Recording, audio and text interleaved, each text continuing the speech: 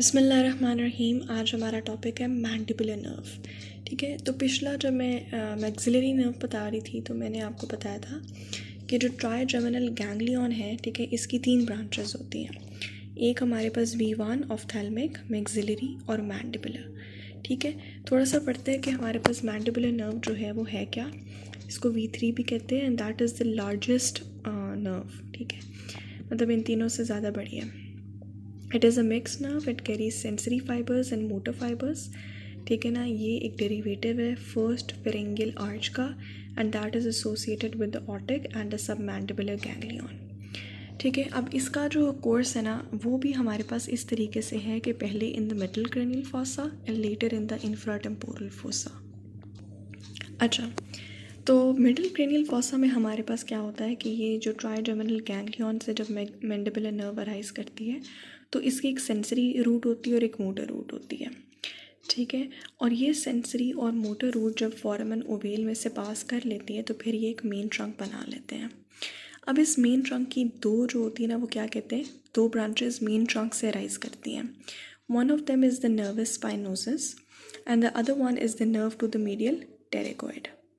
ठीक है, nervous spinosus and the other one is the nerve to the medial pterygoid which is associated with the aortic ganglion.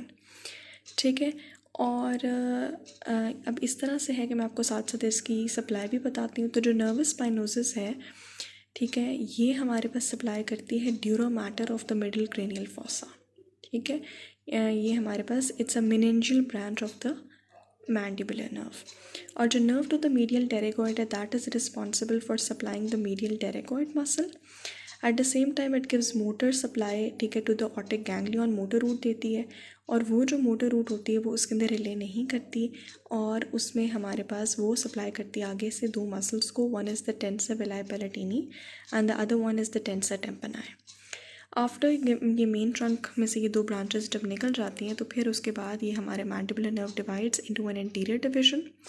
As you can see मैंने यहाँ पे लिखा है this is the anterior division और ये मैंने वहाँ पे लिखा है this is the posterior division. ठीक है, तो हम सबसे पहले एंटीरियर डिवीजन की बात करते हैं। एंटीरियर डिवीजन में हमारे पास 3 मोटर रूट्स होती हैं और एक हमारे पास सेंसरी है।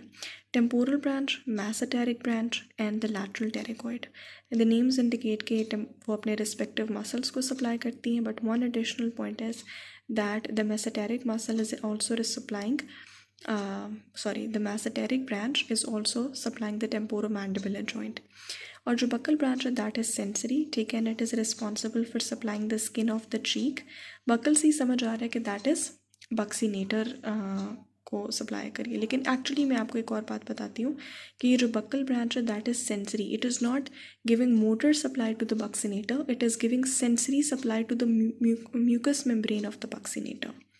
ठीक है, जो बक्सीनेटर की जो मोटर सप्लाई है that is given off by any other nerve apart from the buccal nerve.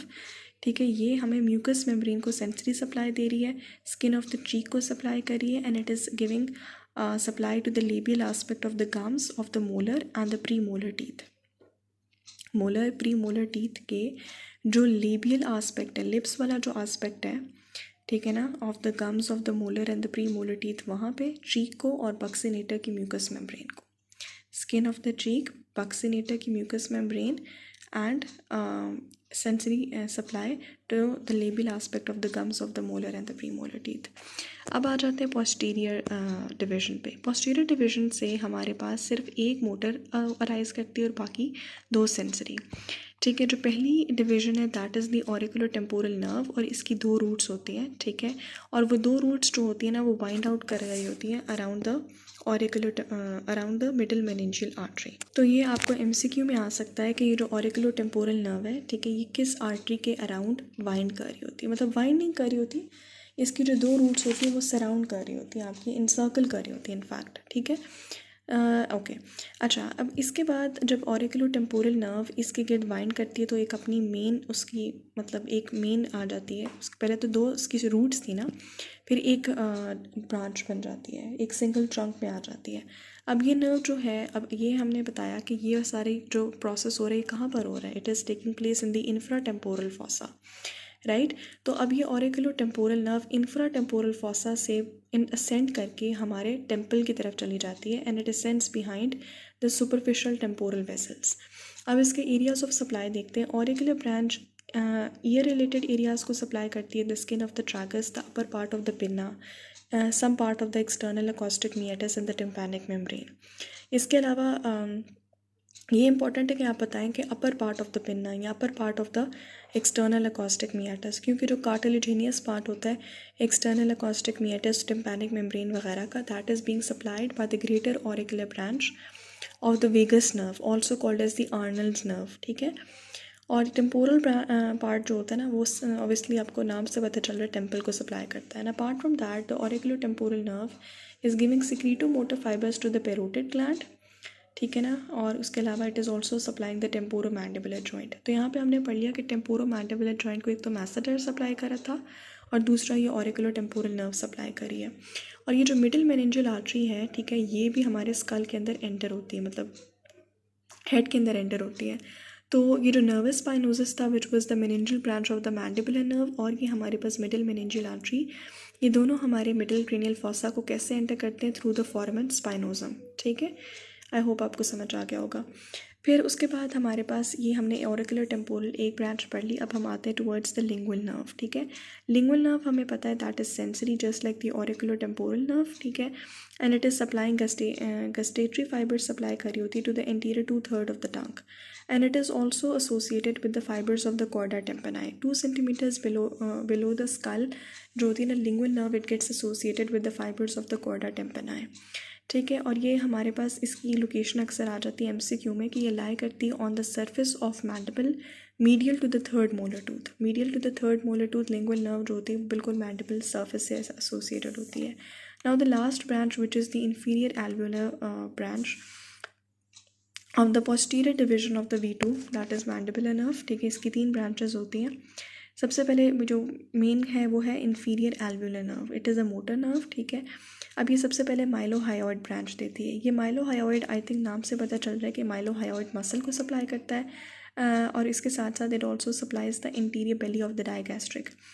After piercing the sphenomandibular ligament, it runs in the mylohyoid groove. So this is also important for MCQs that you should know कि जो mylohyoid branch है वो किस ligament को pierce करी, it is piercing the sphenomandibular ligament, ठीक है। और ये mylohyoid groove में run करी है as the name indicates mylohyoid branch।